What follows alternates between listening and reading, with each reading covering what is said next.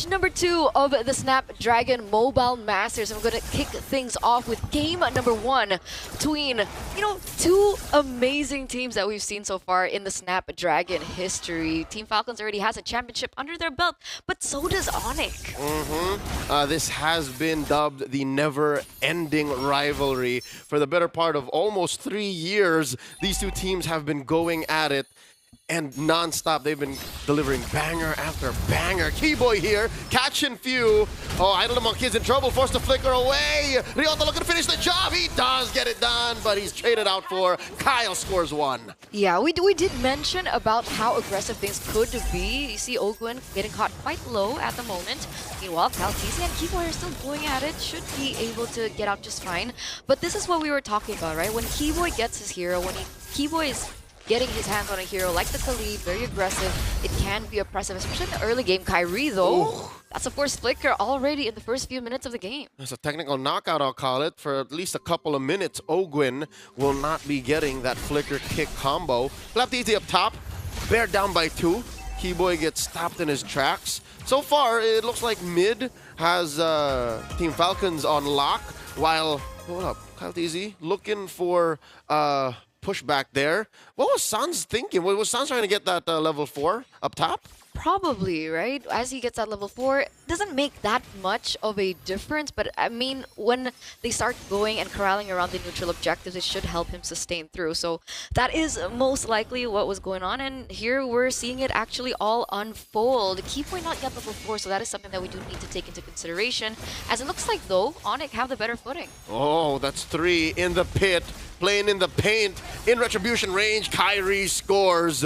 Flapped easy, pushed back. Ryota doing amazing work. The Ryota army goes wild.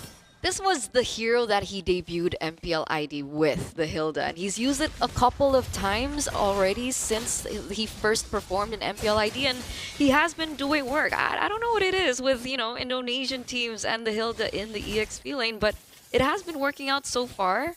Meanwhile, Team Falcons still looking for that clapback setup going on, but again, ONIC just really stepping up on the gas. Oh, Kyle Teasy compromised, jumped on. Keyboy scores 1. It might be another on the way. Owen gets popped by Sans. And MPL ID, this is what we call the brawl server, right? So ONIC RD are like, welcome Team Falcons. This is how aggressive our gameplay can actually get. And so we're looking at 3-1 already in the first 3 minutes of the game.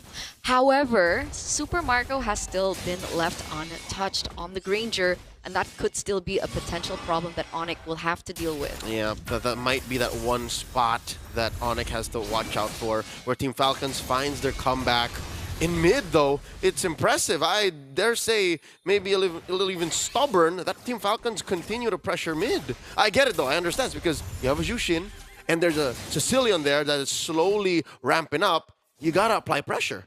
Absolutely. That Sicilian will become a problem. We've seen it in the hands of Sans before, and, at some point, he's been able to get so much stacks even before minute 15. So that is one of the, I would say, problems that Team Falcons needs to deal with, considering that they can utilize that to the later stage of the game as a secondary carry. You know what else is a problem that Team Falcons has to deal with? Why does ONIC have a 2,000 gold lead? Where is that coming from? Kills have been scarce, map has been quiet, but where is all this money coming from?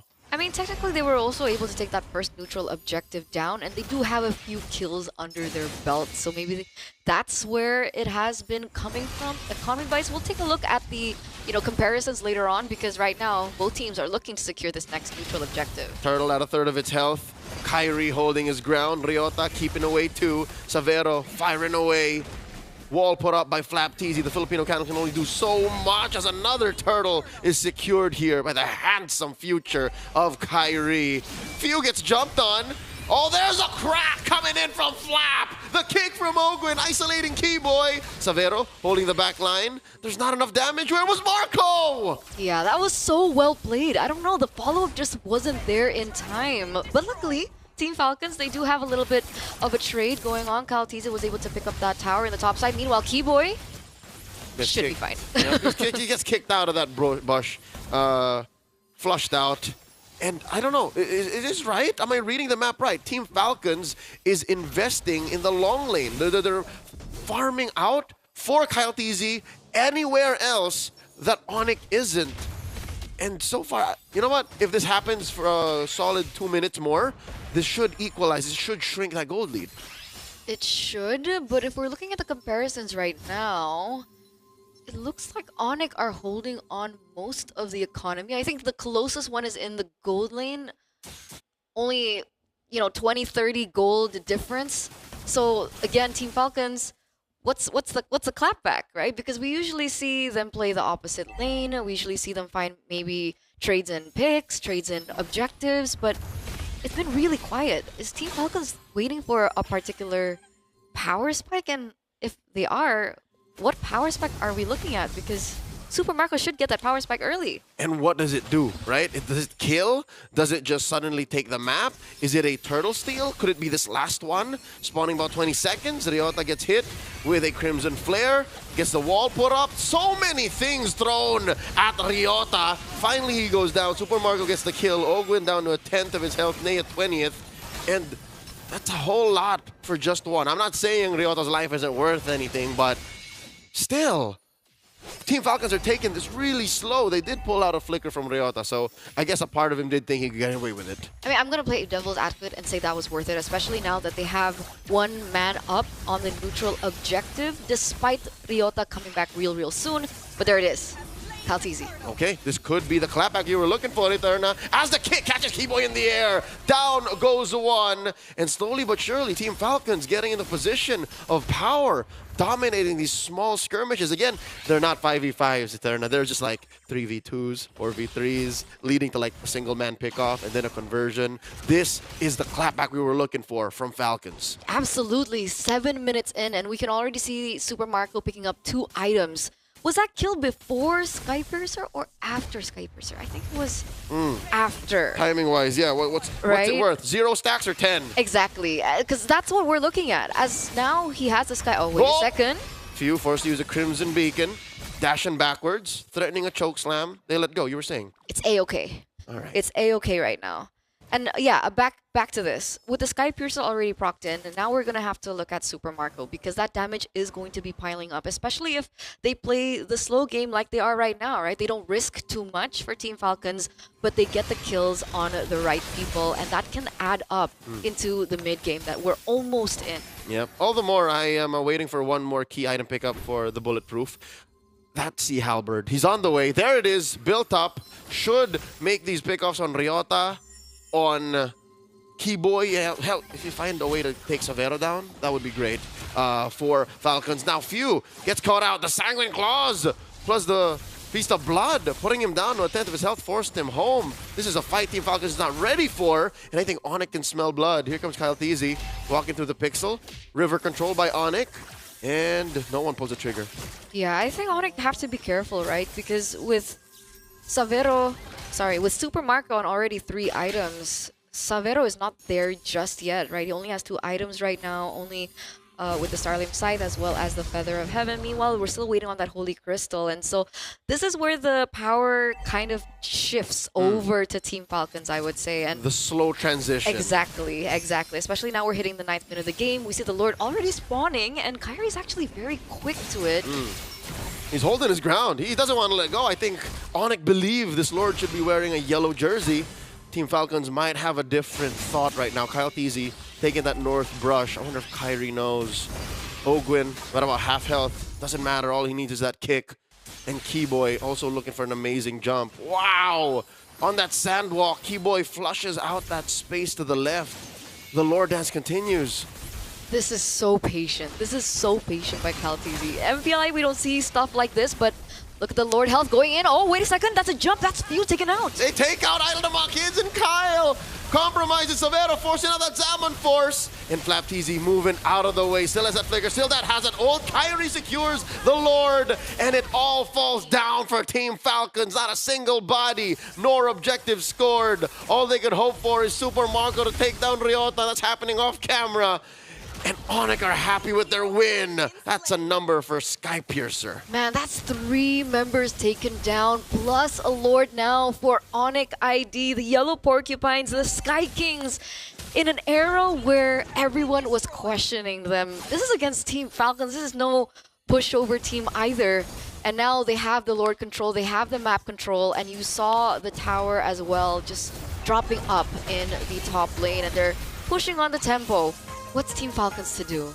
All right, I guess it's back to square one. Like re-engage that transition phase. Find a way to close the gap in gold and then get more stacks on Marco. I hate to say it, but you play the same movie twice in a row. You find those little details and then you go, ah, I get it now. That's how that happened. Memento, directed by Christopher Nolan. Zaman Force, dropped in by Savero, down bot, and he looks like he really wants to take it down, but there's not enough of a wave there. FlapTZ, I'll tell you now, Eterna, I think took too long earlier on to pull the trigger. Super Marco down to 10 of his health. The crack, the kick, and the takedown. Kyrie falls. Beautiful, beautiful, beautiful defense coming from Team Falcons. Not a single inhibitor turret touched. And meanwhile, Team Falcons are still holding on to their second tier turrets. So, man, again, you can't count them out just yet. Ogwen as well with the pick was amazing onto Kyrie. This is what we're living for. Yep. Again, I did say the way Team Falcons could win is if they once again go for those singular pickoffs, work on the map, and then get Super Marco back on track is how they're going to win. And they're doing it now slowly. The remix, we're seeing it now. Slow push down bottom. Tier 2 going to get cracked here by Team Falcons. And suddenly the gold swings once more. Oh, man. Now I get why they call it the never-ending rivalry. These two teams know each other way too well. And this is with the shuffle in ONIC roster. The young Sky King in Savero, the new General in Ryota, they fit in like puzzle pieces. Yeah, so even despite all of that, this is still the read that Team Falcons has over. And we saw the interview coming in from FlapTZ, right? He means business. He wants to find his revenge here, and it looks like they're on their way to it. Remember, we were talking about Super Marco from the early push of the game.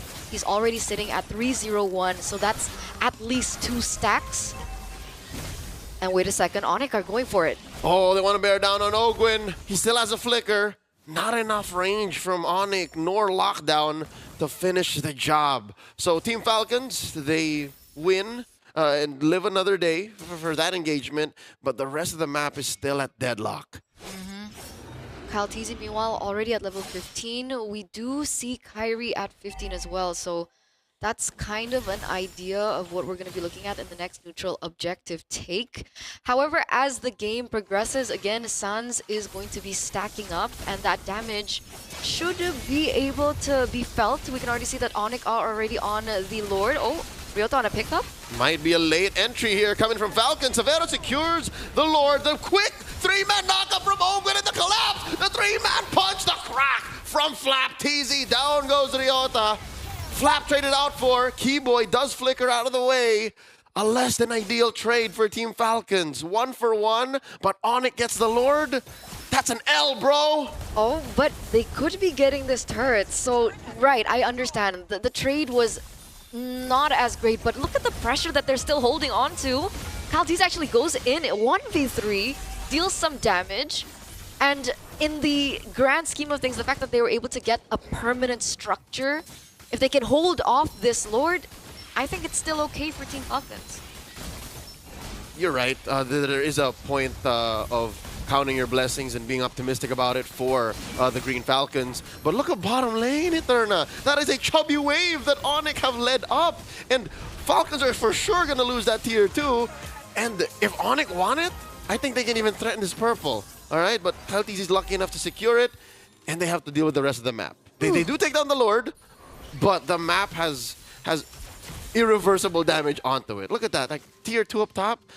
ONIC just blows on it and it breaks. And now the clock ticks for Team Falcons, right? We're already in the 14th minute of the game.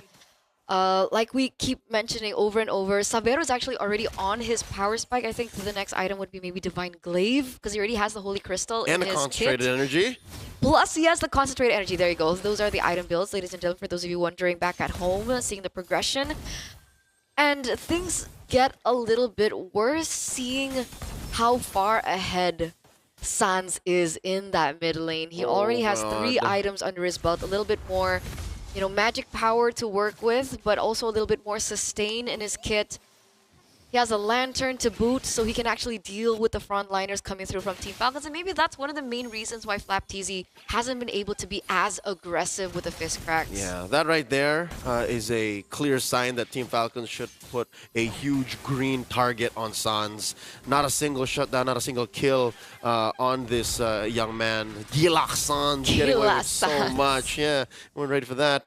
Team Falcons right now still doing their best. Again, say what you will about them being crazy sometimes, experimental, flubbing engagements as they have a couple of times in this game, but they know their fundamentals, they know their macro, they know how to take control of the map so they don't lose as much as they could. And now look at this, they're punishing ONIC for even checking on their purple. Kyle secures. Huh. FlapTZ doesn't have a single magic item defense build up at all. He doesn't. Yeah, he doesn't. It's Brute Force Breastplate, Oracle, Thunderbelt, Oracle. Yeah, he does have toughness stuff. Okay, so that's a little saving grace. But I mean, as compared to Sans right now. Yep. Who should have like somebody? Oh, the king from Ogwin collapse onto with the rampaging sandstorm. Down goes Kyrie. Ryota flickers away to safety. 1-for-1. That's a winning trade for the Falcons. Absolutely. And now they're going to be able to get their hands on the Lord. So just a second ago, we were talking about the advantage coming from ONIC. Wait a second. Now Kibo is caught in a precarious position. Still has the Immortal. Luckily, he's still able to get out. But this is it. This is the turnaround that we're looking for from Team Falcons. A successful hunt for the best pure athletes in the game. Team Falcons get one over the Sky Kings in that exchange. Now there's a Lord marching down bottom for the Filipino champions from M5, Season 5 of SBS. The collapse from Keyboy takes out the Filipino cannon. Severo gets hit with a Crimson Flare with the Zaman Force on cooldown. Do they pick the fight here? Do they force it? Here comes Kyle TZ, looking to dash through. It's a fully stacked up electrifying beats. He dances through, but he understands that it's too much to dive into Tier 3. I think they stood there a little too long. They were being too overzealous with it. They didn't have to lose FlapTZ there. They already had the Lord. And now they're going to have to push with only 4 members for the side of Team Falcons, as ONIC, they have all the range as well as the clear that they need. Look at that damage. Oh, they have the inevitability in Sans too. Again, still untouched. He is never died this game. 18 minutes and counting. Kyrie picking up the Queen's Wings here. This is a utilitarian. Suyo, like he knows that he has a switch between assassin and fighter, fighter and assassin at any given point. So that, folks, that's why you gotta understand the 0, 2, and 5 line. Oh man, what do they do now? Yep. FlapTZ looks like he's looking for an opportunity right now. This tower does fall in favor of Team Falcons. It's slow and steady. It really is. It really is. But again, ONIC still have Sans. Look at his KDA right now. We're looking at him on screen. He's super locked in, you know, in the bottom right corner. Yep. He's standing at 405. He's got enough KDA to share with some teammates to make it positive. He has 100% kill participation. That he does. Again, a singular Sanguine's Claw just changes the face of a team fight entirely. That's the fact of the matter. So you gotta also appreciate how he's just running on a flicker, Eterna. He's not rocking Purify. So he's been so good at reading these engagements that even when he's at the cusp of death, he's able to out-mechanics himself. But on the other hand, that is an opportunity for Team Falcons, right? They do still have Ogwin. They do still have FlapTZ. It's like a little piñata. To look for these engages, and that might be the weakness point that Team Falcons need, especially now we're entering the 19th minute of the game. Can you imagine how many stacks a Sicilian has in 19 minutes? Yes. Right? A lot. Like 200-ish maybe at this point, maybe more, 250? I don't like counting stacks because this is Sans we're talking about. It could be a Gilak amount of stacks. That's true, that's true. Oh, wait a second. The kick catches Keyboy, does Raging Sandstorm away, so that is one resource that Team Falcons could count out short term. Lord spawning in 10.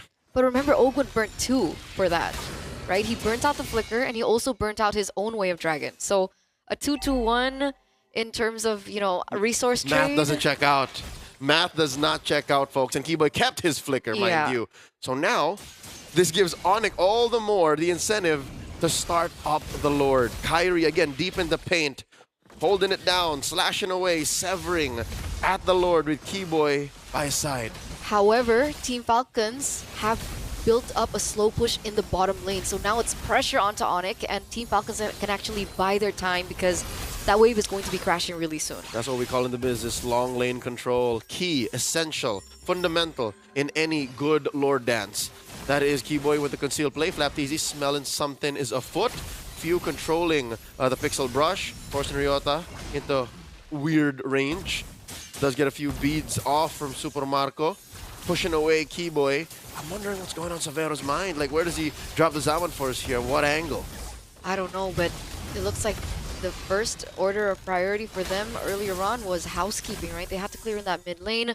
Now the bottom lane. They're sending Suns. Exactly. And this is information for Team Falcons to press the gas, understanding that the main damage dealer, Sans, is not there. All right, well, not there for just maybe 3 or 5 seconds more. And here now comes the Gilak from the east coming through. Savero right by his side. Few looking for a good Crimson Beacon. Finds it on Keyboy. This is a non-starter. I thought we've been watching the same sequence for the past minute.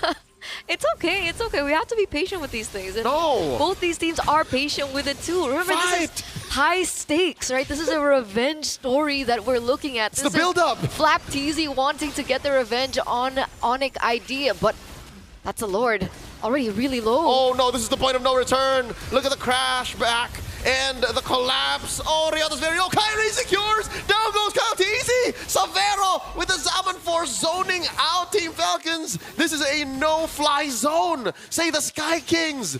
And Falcons get nothing. This is a disaster for the Filipino reps here in this match. Ladies and gentlemen, they punched the gas, they looked for the opportunity, but unfortunately, ONIC did not let it slide, and Kyrie on the Suyo is still able to take control over that Lord. And that's why even in the beginning, in the drafting phase, we were talking about Joy versus Suyo. And again, Suyo has a little bit more of an edge as compared to Kyle TZ right now with that additional damage. And that neutral objective take is a lot easier and a lot smoother for ONIC. Oh, Few here compromised, forced the flicker back and use the Crimson Beacon. Now Winter Crown, Lord still standing, down goes Few, and the base will follow through. ONIC